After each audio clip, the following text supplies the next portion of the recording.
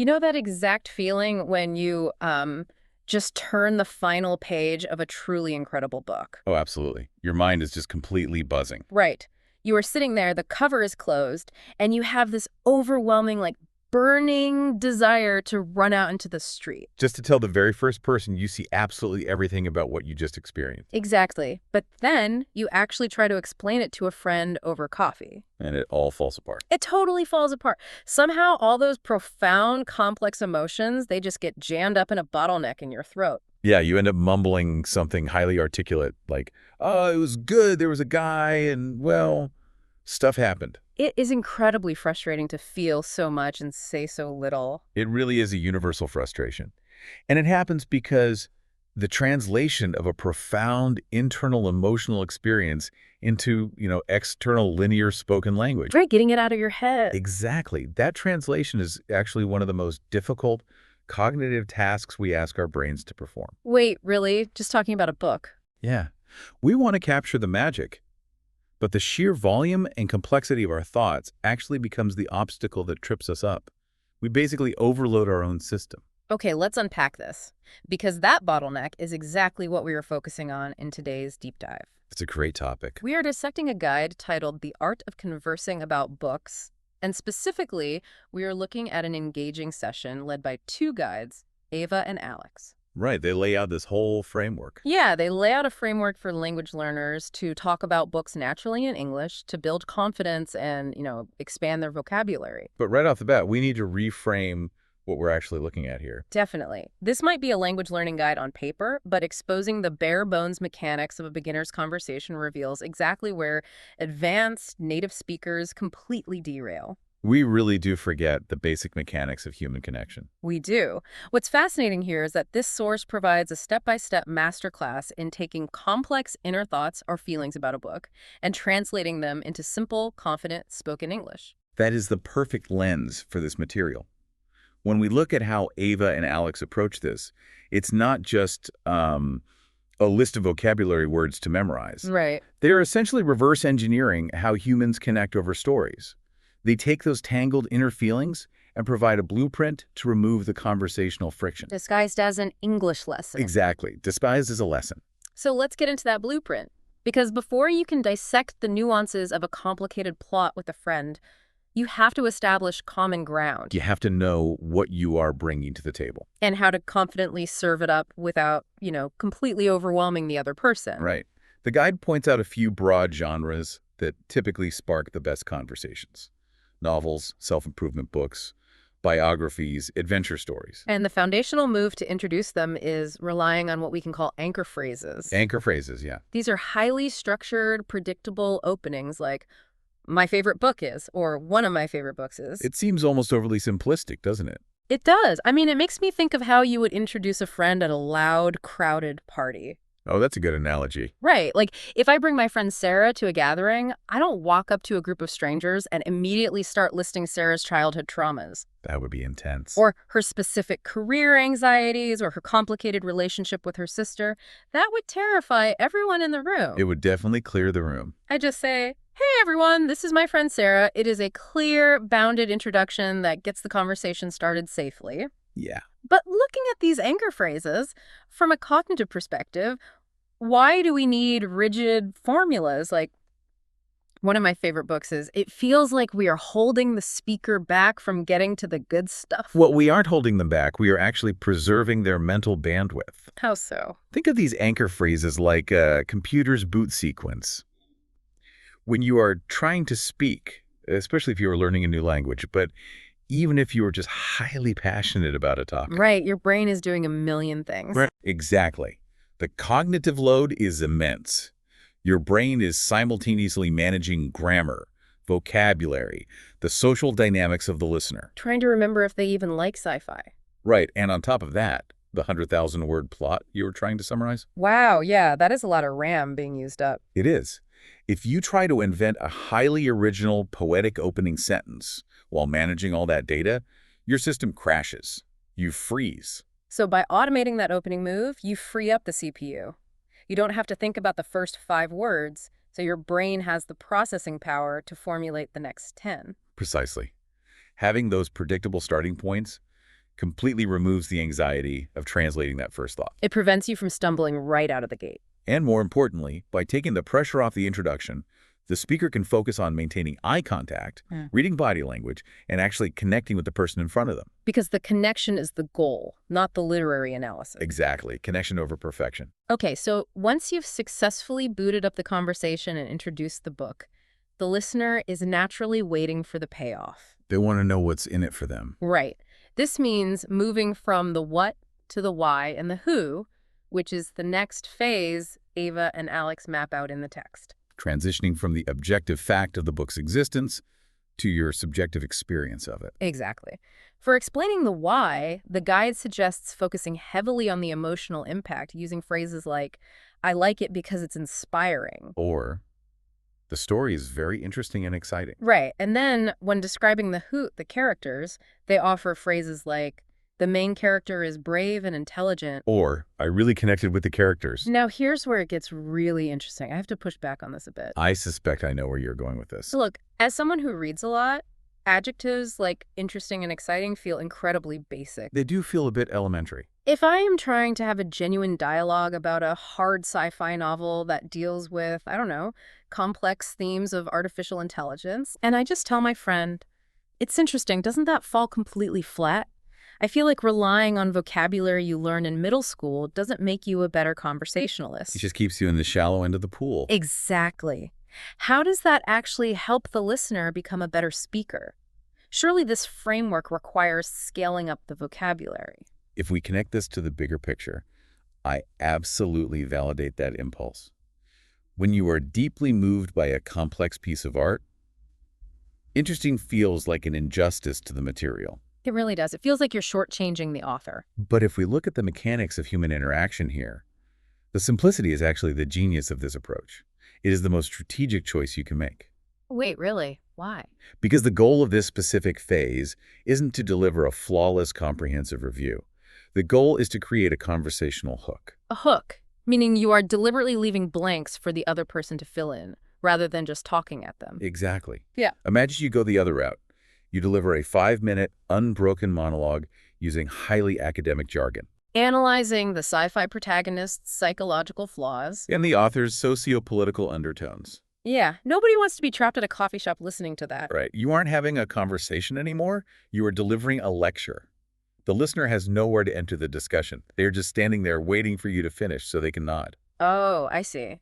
So if you start by saying, the main character is incredibly brave and the world building is exciting, you create a gap.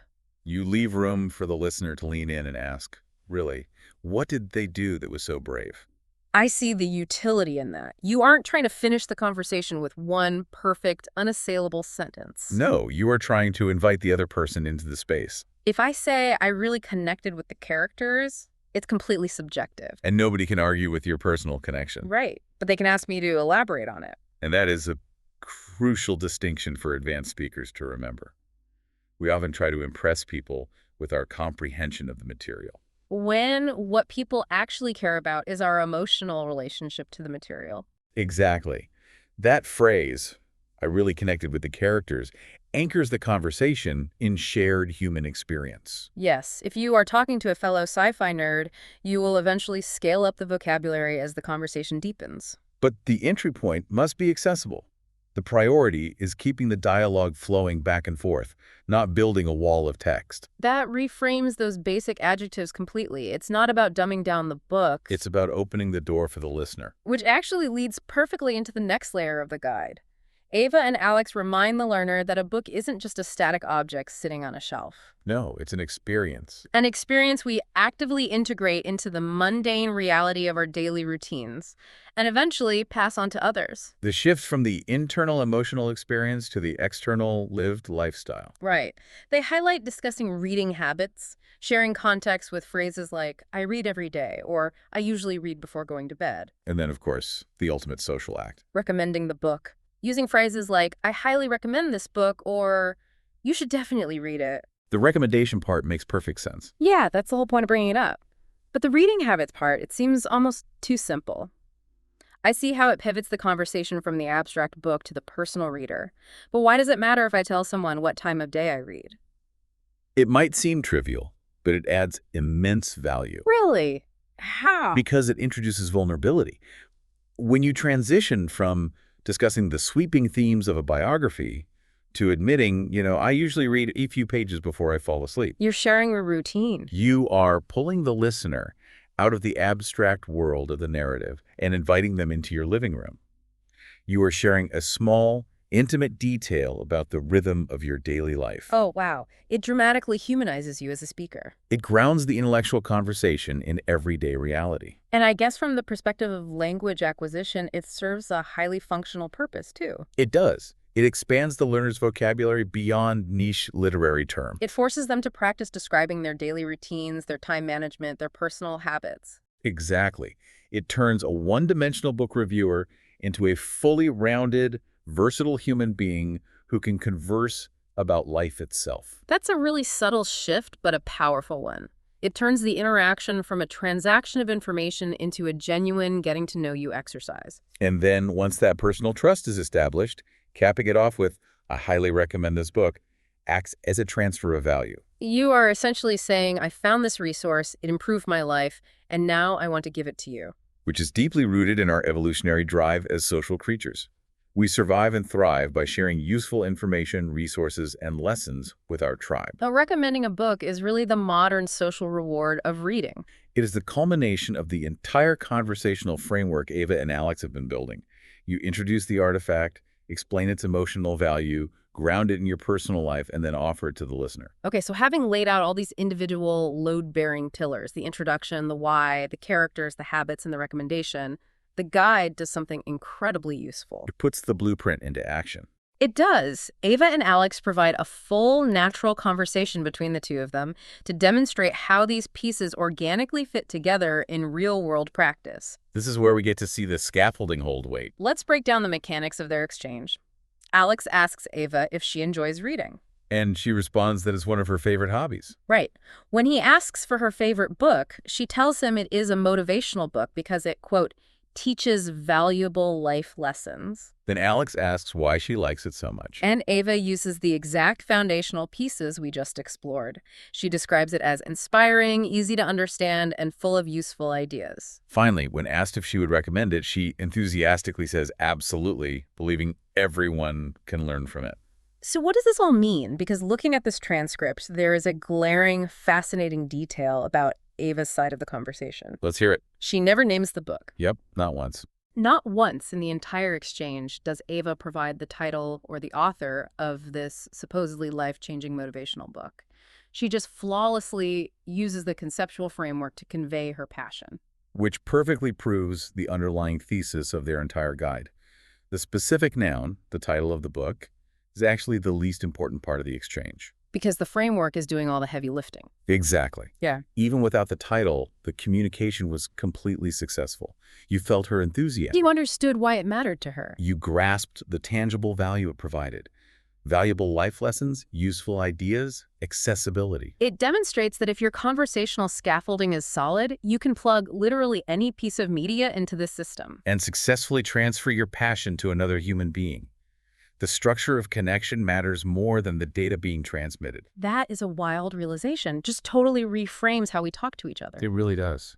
But looking at this dialogue, we can't ignore the other half of the equation. We've spent this whole time analyzing how the speaker articulates their thoughts.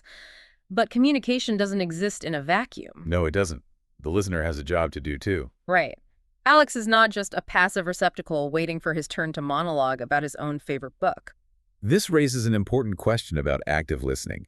If you look at his final response in their text, after Ava recommends this unnamed motivational book, Alex doesn't just nod and change the subject. What does he say? He says, "That sounds great. I'll add it to my reading list." Oh, wow. Yeah, that's a textbook example of active listening mechanics. It is the ultimate validation loop. By explicitly acknowledging her recommendation and committing to a future action, adding it to his list, Alex completes the circuit. He proves that talking about books isn't just an exercise in output, it's an exercise in reception. Exactly. When he says, "I'll add it to my list," he is signaling to Ava that her attempt to communicate was successful. She was heard, she was understood, and she influenced his behavior. That kind of validation is the ultimate conversational trophy. It really is. Whether you are an English learner trying to build confidence or a native speaker trying to connect with a friend, hearing someone say, "I'll check that out," means you won. You successfully built the bridge. And notice the intentional simplicity of Alex's language as well. That sounds great. He doesn't try to outsmart her or overcomplicate his validation. He leans into accessibility to keep the dynamic balanced and natural. It makes him a highly responsive, rewarding person to talk to. It really is brilliant in its simplicity. So to pull all of these threads together, the guide leaves the reader with a fantastic, highly focused challenge. The ultimate practice task. Yeah. Talk about your favorite book using just 5 English sentences. Just 5 sentences. It is an exercise in extreme distillation. It really is. The breakdown they ask for is this. Sentence 1, name the book. Sentence 2, state why you like it. Sentence 3, name your favorite character. Sentence 4, state what you learned from it. And sentence 5, the recommendation. If we look at the overarching philosophy of this source, the ultimate takeaway is that books are unparalleled vehicles for learning new ideas. But the daily physical practice of reading, learning, and speaking is the only way to actually improve. It's the repetition of these simple frameworks that builds lasting confidence. The consistency is key. Right. You automate the anchor phrases through daily practice so that eventually the cognitive load disappears entirely. And you are just left with the pure enjoyment of sharing a story. Which brings us to a final thought we want to leave you with today, building on everything we've unpacked from Ava and Alex's guide. Consider the constraints of that 5-sentence challenge. Yeah, stuff. The guide is asking you to synthesize an entire sprawling universe. Hundreds of pages of dense plot, complex character arcs, and deep emotional resonance. All squeezed into just 5 clear, simple sentences in order to connect with another person. As advanced readers, we often operate under the assumption that to prove we've truly grasped a magnificent book, we need to be able to analyze it exhaustively and academically. We totally overcomplicate it. We do. But what if the true test of deeply understanding a piece of literature isn't the ability to write a 10-page analytical essay? What if the absolute highest form of comprehension is simply having the clarity to look a friend in the eye and tell them, in a few accessible words, exactly why it moved you? Oh, I love that. It's the ultimate full circle moment. It really is. Taking that massive, tangled bottleneck of emotion we talked about at the beginning and refining it into a simple, shared human connection. It reminds us that it is never really about the big, impressive words. It is only ever about the bridge you build with them. Keep reading, keep refining those ideas, and most importantly, keep connecting. We'll see you on the next deep dive.